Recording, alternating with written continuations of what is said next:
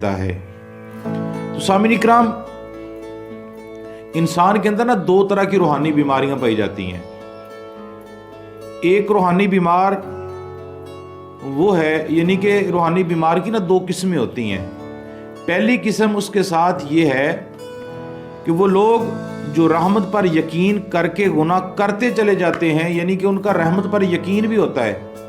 مثال کے طور پہ اس طرح کہہ لیں کہ بندہ کہتا ہے کہ میں گناہ کر بھی لوں گا تو اللہ میرے گناہوں کو معاف کر دے گا، ایک۔ اور دوسرا وہ بندہ وہ گناہ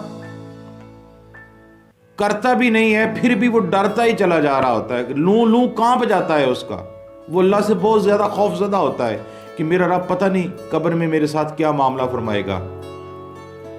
ان دونوں قسموں کے حوالے میں گفتگو کروں گا کہ ایک وہ بندہ جو رحمت پر امید رکھتے ہوئے یقین کرتے ہوئے گناہ کرتا چلا جاتا ہے اور دوزخ کے عذاب کا انہیں کچھ ڈر نہیں ہوتا، بلکہ اپنے دل میں رحمت خداوندی کا جوش لیے وہ گناہ کرتا چلا جاتا ہے۔ ان کا علاج کرتا ہوا میرا رب ارشاد فرماتا ہے، اللہ تبارک و تعالی نے سورہ آل عمران کے اندر ارشاد فرمایا، یا ایھا الذین آمنوا اتقوا اللہ، اے ایمان والو اللہ سے ڈرو۔ آگے پھر اللہ ارشاد فرماتا ہے، فاتقوا النار التی وقودھا، اس آگ سے ڈرو جس کا ایندھن انسان اور پتھر ہے۔ اور پھر آگے ارشاد فرماتا ہے سورہ حشر کے اندر، اور انسان دیکھیے کہ آئندہ کے لیے تو نے کیا آگے بھیجا ہے۔ اگر اب اللہ تبارک و تعالیٰ سے ڈرو گے تو یقیناً اچھے اعمال کرو گے نا، اللہ سے ڈرو گے تو اچھے اعمال کرو گے، اگر اللہ سے ڈرو گے نہیں تو اچھا اعمال نہیں کرو گے۔ سب سے پہلے اللہ سے ڈرنا پڑے گا، اللہ سے پیار کرنے کے سے بھی پہلے اللہ سے ڈرنا پڑے گا، اللہ تبارک و تعالیٰ کے خوف سے بچنا پڑے گا۔ اللہ سے پیار تب بندے کا کامیاب ہوتا ہے جب بندہ اللہ سے محبت کرتا ہے،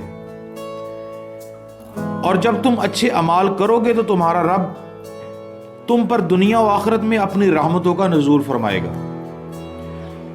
ایک بیمار یہ ہو گیا، یعنی پہلا بیمار یہ ہو گیا جو اللہ تعالیٰ کی رحمت پر امید رکھتے ہوئے گناہ کرتا چلا جاتا ہے، کہتا ہے کہ میں گناہ کر بھی لوں گا تو میرے اللہ کی رحمت مجھے ڈانپ لے گی۔ اور دوسرا بیمار کون ہے؟ روحانی بیمار۔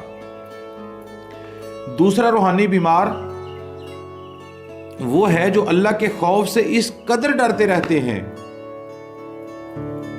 کہ ان کا لوں اللہ تعالیٰ کے خوف سے کانپتا رہتا ہے۔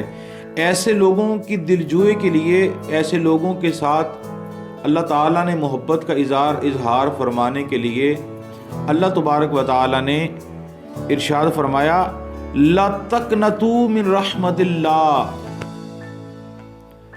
میری رحمت سے نا امید نہ ہونا، میری رحمت کو مانگتے رہنا، میری رحمت پر عمل کرتے رہنا، محبت کرتے رہنا، یقین کے ساتھ رہنا۔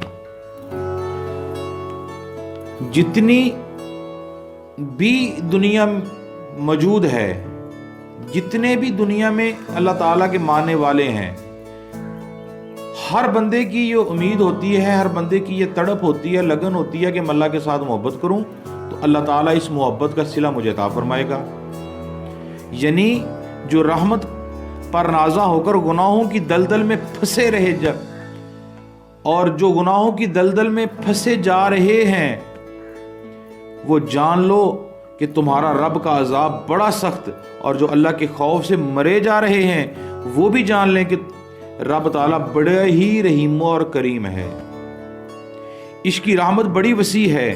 تو معلوم ہوا کہ ایمان یہ ہے کہ رب کی رحمت پر بھروسہ بھی ہو اور اس کے عذاب کا ڈر بھی ہو۔ یہ نہیں کہ بندے کو رحمت پر یقین ہونے کے باوجود گناہ کرتا جائے، جی میں گناہ کر لوں گا تو معافی مانگوں اللہ مجھے معاف کر دے گا۔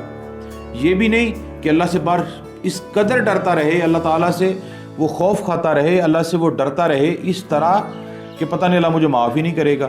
یہ مجوسی ہے۔ وہ پہلا گناہ جو ہے وہ انسان کے اندر مجوسی نہیں ہے، بلکہ وہ انسان کے اندر تکبر ہے، رحمت پر بھی امید ہے اور گناہ بھی کرتا چلا جا رہا ہے۔ اور یہ جو مجوسی ہے، مجوسی میرا اللہ فرماتا ہے گناہ ہے۔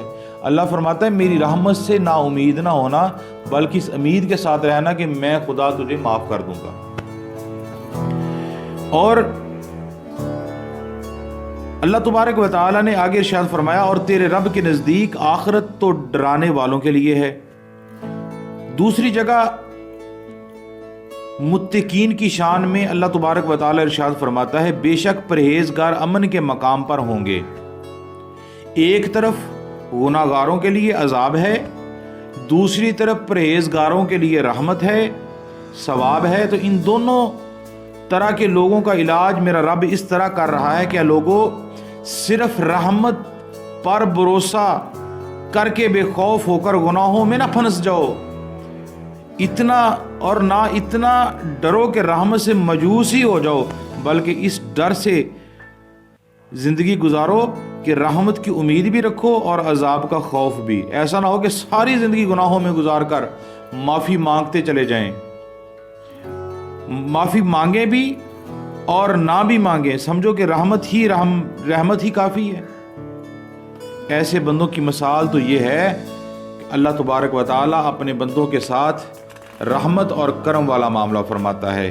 جیسے کوئی بندہ اچھے بیج کی تلاش کرے اور نرم زمین میں بوئے، پھر اس زمین کو جھاڑیوں اور گھاس بھوس سے محفوظ رکھنے کے ساتھ ساتھ اللہ کی رحمت کا امیدوار بھی ہو، اللہ تعالیٰ اپنی رحمت سے اس فضل و کرم کو زمین و آسمان کی آفتوں سے محفوظ رکھے، تو ایسا شخص تو فضل اللہ تبارک و تعالیٰ کا حاصل کر لے گا ایسے بندے پر اور اس کی فصل پر، تو اللہ تبارک و تعالیٰ کا پورا رحمت کا نزول ہو کر اسے فائدہ تو حاصل ہو سکے گا۔ یہ امید تو بے شک عقل مندی کہلائے گی، لیکن اگر بیج پرانا ہو، ٹوٹا ہوا ہو اور نہ ہی گھاس پھوس بوٹی وغیرہ صاف کرے، نہ ہی اس امید میں کہ میں وقت پر پانی دے کر فصل کو بوؤں گا، بلکہ یہ رکھے کہ اللہ تعالیٰ بارش برسا دے گا، میری فصل اچھی ہو جائے گی، یعنی کہ بیج بھی اس نے اچھا نہیں بویا اور پانی بھی نہیں لگا رہا، پرانا بیج ہے، ٹوٹا پھوٹا بیج ہے، اور تمنا کیا ہے کہ میں پانی بھی نہیں لگاؤں گا، بس اللہ کی رحمت آئے گی، بارش ہوگی تو میری فصل اگ جائے گی۔ یعنی اللہ تعالیٰ فرماتا ہے میری رحمت سے نا امید بھی نہ ہونا اور میرے خوف سے ڈرتے بھی رہنا۔ یعنی کہ انسان اگر نیکی کرتا ہے تو انسان کو یہ چاہیے اللہ تبارک و تعالیٰ کا بندہ، برگزیدہ بندہ بن کر اپنی زندگی گزارے۔